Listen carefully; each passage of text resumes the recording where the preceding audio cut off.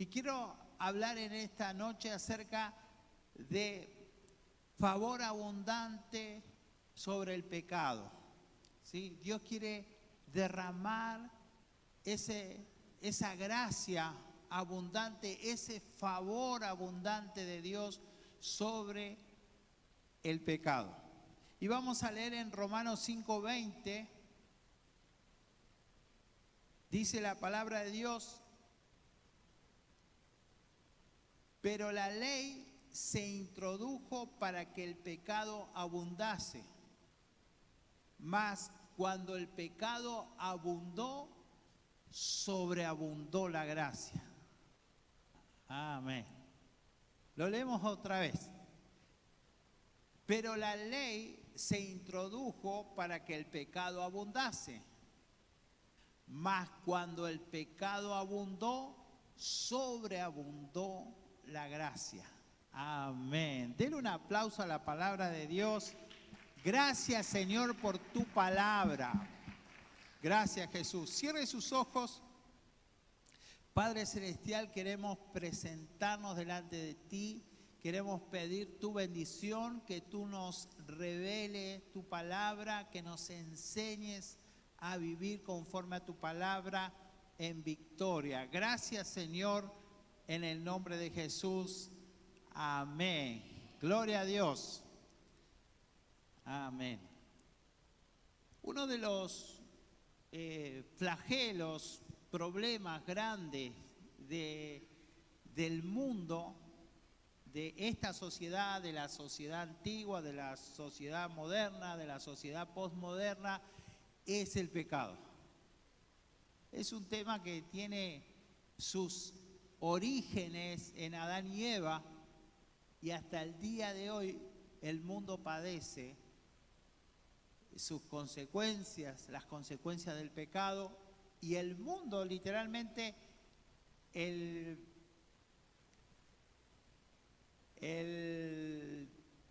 digamos, todo lo que tiene que ver con los mares, la naturaleza, el ecosistema, todo sufre también por causa del pecado. Y en la vida personal, el cristiano no tiene victoria en la economía, en el matrimonio, en la vida espiritual, porque el pecado es como que lo tira hacia abajo. No podemos sentirnos victoriosos, llenos de gozo. Y uno dice, pero si pudiera vencer estas adicciones, si pudiera vencer estos pecados, estas debilidades, qué buen cristiano sería, qué bien me iría en la vida. Pero bueno, necesitamos entender algunas cosas. Y yo necesito que usted me siga. Amén. Gloria a Dios. Y una de las tareas más difíciles es el perdón de los pecados. Cuando Jesús iba a sanar un paralítico en la casa donde había mucha gente, también habían religiosos, intérpretes de la ley, fariseos, escribas, personas doctas en la palabra, y había un paralítico que lo habían bajado del techo, y Jesús le hace una pregunta, ¿sí? Con todo el peso que Jesús llevaba, ¿no?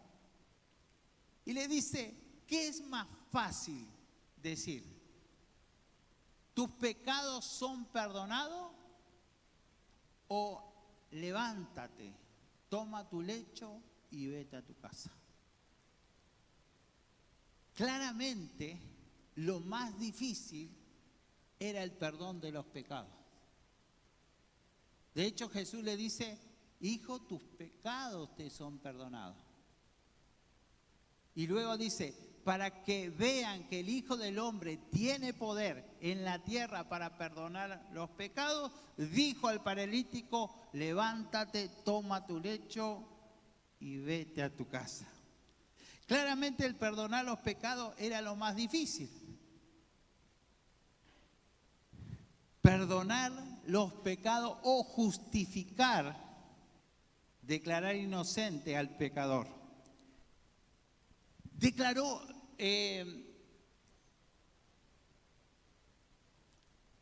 requirió perdonar los pecados, justificar al pecador, requirió un plan maravilloso y complejo, difícil. Amén. Gloria a Dios. Porque debería resolver una pregunta muy importante. ¿Cómo un Dios santo, como un Dios justo, puede perdonar o justificar a un pecador? Esta es la pregunta que hace el diablo. Esta es la pregunta que hay que resolver. Este es el plan complejo de cómo solucionar esta cuestión, de cómo un Dios santo y justo puede perdonar a un pecador y lo puede justificar, declarar justo, como si nunca hubiera pecado.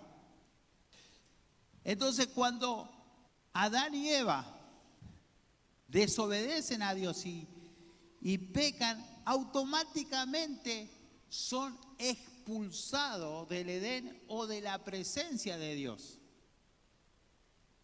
mostrando así Dios lo celoso que es con el tema.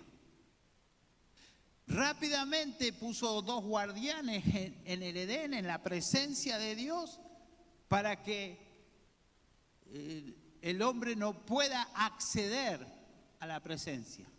Fueron expulsados. Amén, ¿me sigue? No se preocupe usted. Entonces,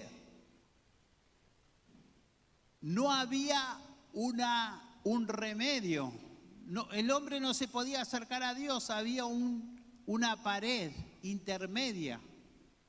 Había un obstáculo que era el pecado y eso lo separaba eternamente de Dios. No había posibilidad de que el hombre se acerque a Dios. Pero Dios, por amor, hizo un plan para que nosotros podamos acercarnos a Dios, para que podamos ser perdonados. Nosotros tenemos redención, tenemos perdón de pecado por Jesucristo. Los demonios no. Los demonios que cayeron, la tercera parte de los ángeles, no tuvieron esa posibilidad, pero el hombre sí. Y eso es lo que el diablo le quedó la espina, ¿no? Porque no hubo un plan para ellos, sí para el ser humano. Entonces la Biblia dice, ahora, dice ahí, la ley se introdujo para que el pecado abundase.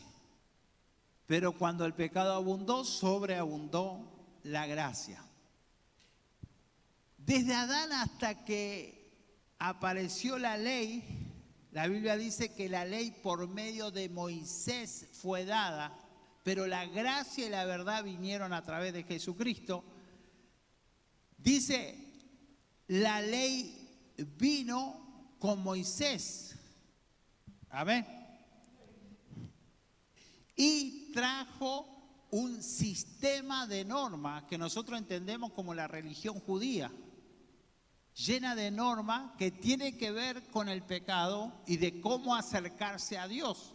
Porque, acuérdense, estaba bloqueado el camino hacia Dios. Y de alguna manera la ley mostraba de qué manera un hombre puede acercarse a Dios.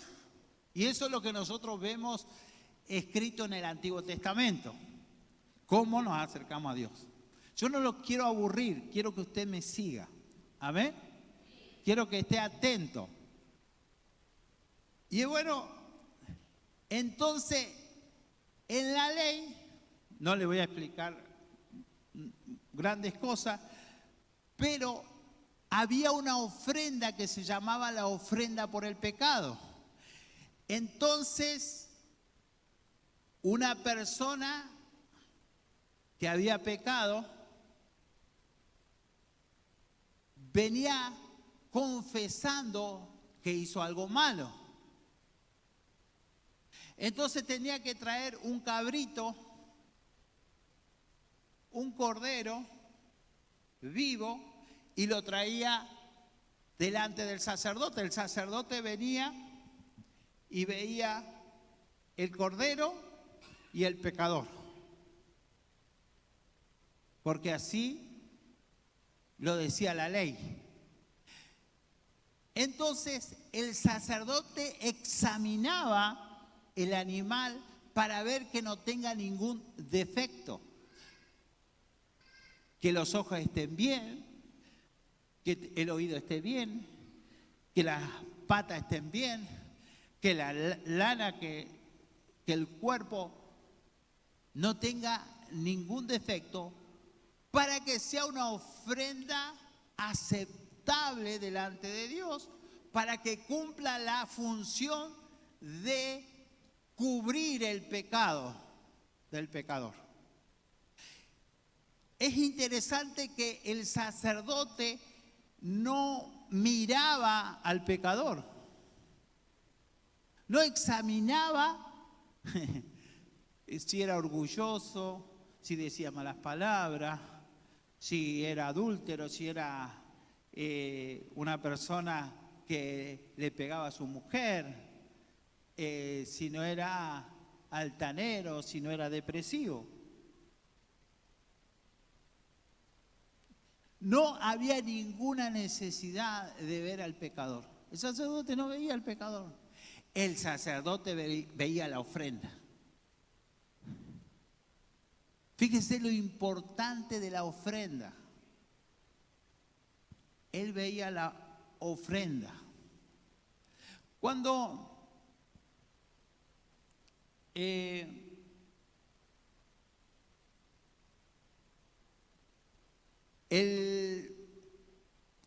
cordero venía, el pecador tenía que poner su mano sobre el cordero para que simbólicamente la culpa, el castigo de su pecado pase al cordero. Entonces, ahí cuando ponía la mano, el sacerdote o la persona degollaban al cordero, la sangre salpicaba para todos lados.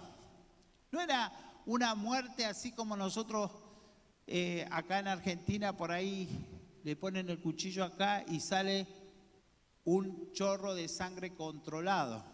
No, era un chorro de sangre descontrolado. Le cortaban así, la sangre salía para todos lados, salpicaba todo. Y bueno, después el sacerdote rociaba con esa sangre. Ese animal era quemado fuera del campamento.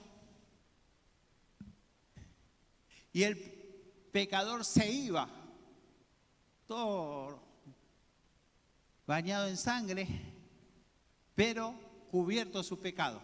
Aunque no era quitado el pecado, pero sí cubierto. Amén. ¿Para qué les explico todo esto? Eso era en la ley. En la gracia, la Biblia dice, la ley por medio de Moisés fue dada, pero la gracia y la verdad vinieron a través de Jesucristo. Jesucristo tuvo que cumplir completamente la ley. Y entonces, Jesucristo vino como un cordero. Así vino, a presentarse. Cuando Juan el Bautista vio a Jesús, dijo, he aquí el Cordero de Dios que quita el pecado. Ese mensaje llamó la atención, porque hasta ahora los corderos cubrían el pecado. Juan dice, he aquí por Jesucristo, el Cordero de Dios que quita el pecado. ¡Wow! Eso es sorprendente. No lo cubre, lo quita. No hay más pecado.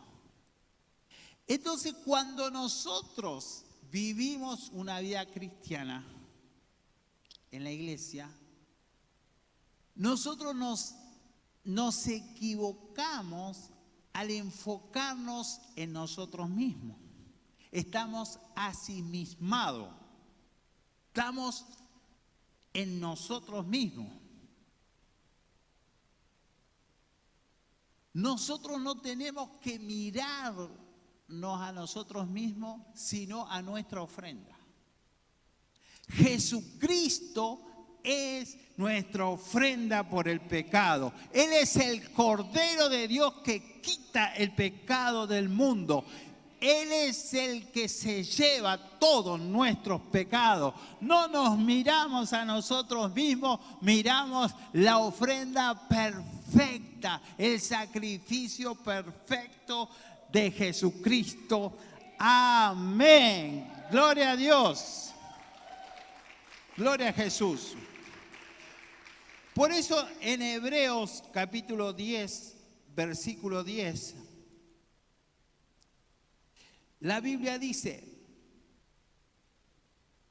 en esta voluntad, dice, en esta voluntad somos santificados mediante la ofrenda del cuerpo de Jesucristo hecha una vez para siempre. ¿Por qué dice en esta voluntad?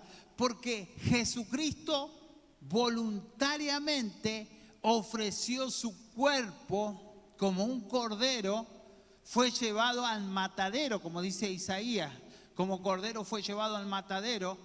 Y dice, en esa voluntad, por eso Jesucristo no fue asesinado.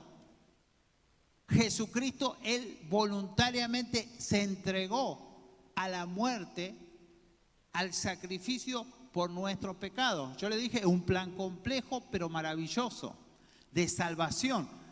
Mediante la ofrenda del cuerpo de Jesucristo, hecha una vez y para siempre. Mire, mejor que la ley. Antes la ley ofrecía muchas veces. Ahora Jesucristo lo hizo una vez para siempre. Amén. La gracia tiene que ver mucho con Jesucristo, o todo con Jesucristo. Amén. Por gracia somos salvos por medio de la fe, y esto no de nosotros, sino es don o regalo de Dios. Amén. Dice, mediante la ofrenda del cuerpo de Jesucristo hecha una vez y para siempre. El siguiente versículo dice, y ciertamente, a mí me gusta cuando la Biblia habla así, y ciertamente,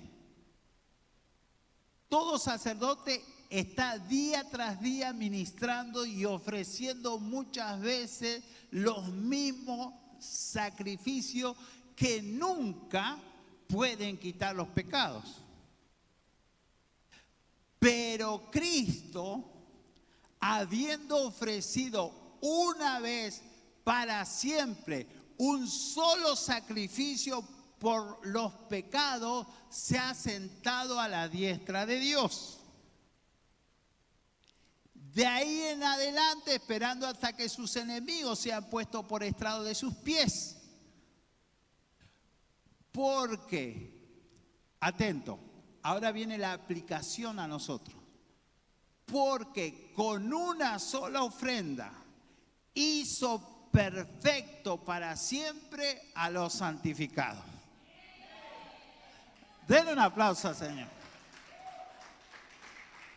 La pregunta es, ¿quiénes son los santificados? Levante la mano los santificados. Amén. Si usted dice, pastor, véngame, examíneme a mí, mire mi conducta, mire lo que soy como esposo, lo que soy como padre, en el trabajo, las veces. ¿Quién es tu ofrenda? Dios hace así, ¿quién es tu ofrenda? Cuando el diablo viene a traer condenación y te dice, y te cuenta las 40 y te dice, vos sos esto, sos esto, sos esto. Vos tenés que decirle, esta es mi ofrenda. Yo puse mi mano sobre ella. Él llevó mi culpa, mi pecado, y es más, Él quitó mi pecado. Él me perdonó todos los pecados, pasado, presentes y futuros. He sido justificado, he sido perdonado, he sido lavado en su sangre, la sangre fue rociada sobre mí. Ahora he sido perdonado, el pecado ha sido quitado,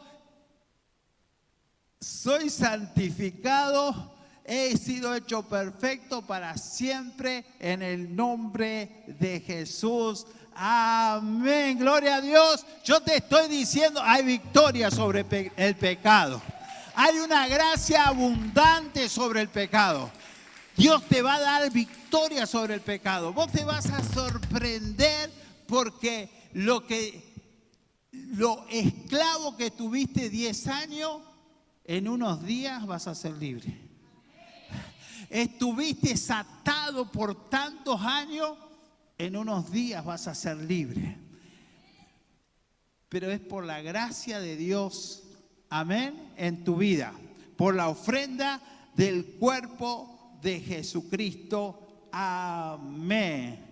Gracias, Jesús, por esa ofrenda perfecta, aceptable, por la sangre de Jesús que habla mejor que la de Abel, amén. Gloria a Jesús, amén. Gracias, Señor, gloria a Jesús. No hay más condenación, amén. Gloria a Jesús. Gloria a Dios. Tenemos nosotros la ley y la gracia. Y nosotros lo leemos en el versículo en Romanos 5:20. Dice, la ley se introdujo para que el pecado abundase. O sea que la ley vino a ayudar al pecado. La ley se introdujo. Cuando habla de la ley está hablando de los 10 mandamientos. De la ley escrita en piedra, que Dios en el monte Sinaí le dio a Moisés, y que él bajó con las tablas de la ley, y ahí decía, no tendrás dioses ajenos, guarda el día de reposo, honra a tu padre y a tu madre, no matarás, no codiciarás, no adulterarás, no hablarás falso testimonio. Esas son las leyes y todos sus derivados. Los judíos hicieron más de 613 leyes, aparte de los 10 mandamientos. Amén. Era una carga imposible de llevar. Ellos querían ser justificados por sus propias obras, por esfuerzo propio. Pablo dice, es imposible. Ninguno será justificado por las obras de la ley, sino por fe, poniendo la mano en el cordero, confesando la justicia de Dios sobre nuestras vidas. Amén. Amén. No se aburra, espere, aguánteme unos minutos más. Dice, la ley se introdujo para que el pecado abundase. ¿Y de qué manera la ley ayudó al pecado? La ley es santa y buena, pero es rígida y es demandante, es exigente, es estricta. no te provee, te exige. Y así muchas personas, muchos cristianos, cuando vienen a la iglesia, se encuentran con que te apuntan con el dedo, con la condena, con la acusación. Amén. Entonces hay personas dentro de la iglesia que se portan más mal que la gente que está fuera de la iglesia. Hay personas dentro de la iglesia que viven con pecados ocultos más que la gente que no viene a la iglesia. ¿Eso por qué es? Porque quisieron aplicar la ley. La Biblia dice, pero ahora, hablando de que Cristo murió por nosotros, aparte de la ley, se manifestó la justicia de Dios, testificada por la ley y los profetas, ¿sí? Para todo aquel que cree, la justicia que es por la fe para todo aquel que cree, el regalo de la justicia. Amén. Y dice la Biblia, por cuanto todos pecaron y están destituidos de la gloria de Dios. Nosotros conocemos solamente ese versículo famoso, por cuanto todos pecaron están destituidos de la gloria de Dios, pero no conocemos los versículos anteriores, que son los que le acabo de recitar. A ver, en Romanos 7, 8, ya voy a terminar, ya termino. Romanos 7, 8 al 11. No vamos a leer todos los versículos, pero Romanos 7, 8 al 11 dice, más lo que quiere acá explicar es por qué la ley produjo más pecado. ¿Me entiendes? Eso es lo que trata de explicar. ¿Por qué cuando se introduce la ley el pecado abundó? Eso es lo que quiere explicar acá. Dice, mas el pecado, tomando ocasión por el mandamiento, produjo en mí toda codicia. Porque sin la ley el pecado está muerto. Y yo sin la ley vivía en un tiempo, pero venido el mandamiento, el pecado revivió y yo morí. Y hallé que el mismo mandamiento que era para vida, a mí me resultó para muerte. Porque el pecado, tomando ocasión por el mandamiento, me engañó y por él me mató. Yo quiero que presten atención a dos palabras. La primera es ocasión, que se repite dos veces. El pecado tomando ocasión. Y la otra es revivió. Esas dos palabras tengan en cuenta. El pecado tomando ocasión. ¿Qué significa ocasión? Significa, aparte de oportunidad, significa una base militar, una célula. El pecado se puso como una base militar para atacarnos. La ley decía, no matarás, no codiciarás la mujer de tu prójimo, no robarás. Entonces, el pecado se posicionó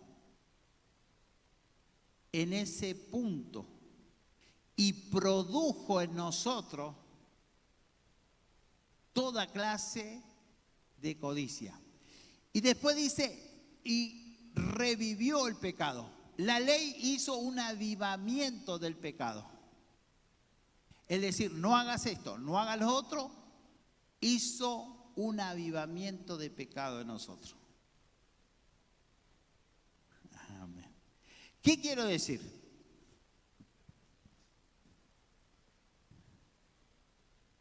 Cuando Dios le dio a Moisés la tabla de la ley, se escuchó la voz de Dios como trueno y habían relámpagos y fuego y humo que subía en el monte. La gente estaba aterrorizada, estaba asustada. Ninguno se podía acercar al monte de Sinaí porque moría. Entonces, automáticamente todo el pueblo dijo: todo lo que nos digas, nos enseñes de la ley, haremos. Y ese fue el más grande error, porque lo siguiente que hicieron fue un becerro de oro. Después de que le fue presentado la ley, antes jamás se le había ocurrido hacer un becerro de oro. Ahora que vino la ley, se introdujo la ley, el pecado hizo así, se desbordó.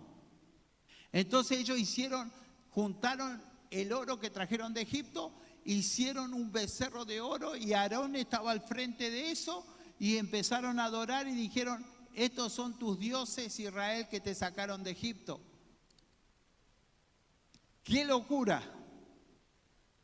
Entonces ellos comenzaron con la idolatría y un montón de cosas malas. ¿Eso es para que termine? Ya termino. Entonces, la ley, ¿qué les digo? Demanda, exige. Nosotros podemos vivir la vida cristiana siguiendo reglas, leyes, reglas. O podemos vivir bajo la gracia de Jesucristo. Si usted vive no voy a dejar de tomar, no voy a dejar de tomar, vas a seguir tomando y se va a multiplicar. Voy a dejar de fumar, va a ser todo lo opuesto. Pero si usted, por la fe, se acerca a la gracia de Dios y recibe el regalo de la justicia, usted va a vivir libre del pecado. Usted no viva según la ley, usted viva según la gracia, según la ofrenda por el pecado. Jesucristo vino a darle victoria sobre el pecado. Vino para que usted camine sobre las aguas. Cuando Pedro bajó de la barca y caminó sobre las aguas, todos quedaron sorprendidos. Jesús le dijo: vení, y él caminó sobre las aguas. Pero cuando empezó a ver los fuertes vientos, la oscuridad, y sacó la mirada de Jesús, se empezó a hundir. Y le dijo: Señor, sálvame que me ahogo. Cuando usted vive por la gracia, usted va a estar más alto, usted va a estar más arriba, vas a poder caminar sobre el pecado, sobre las relaciones difíciles. Usted va a tener victoria. Cuando deje de mirar a Jesús, usted se va a hundir.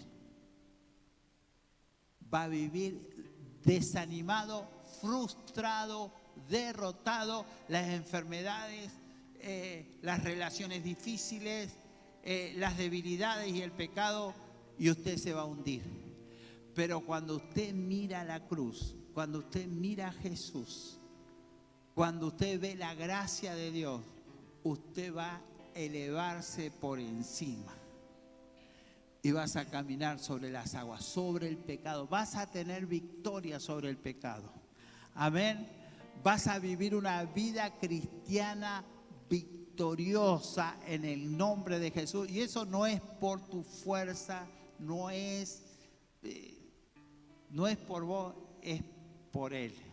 Amén. Vas a tener gracia en tu vida, favor de Dios en medio de las debilidades, en medio de las dificultades. Hoy veniste a este culto para oír que vas a ser victorioso sobre el pecado.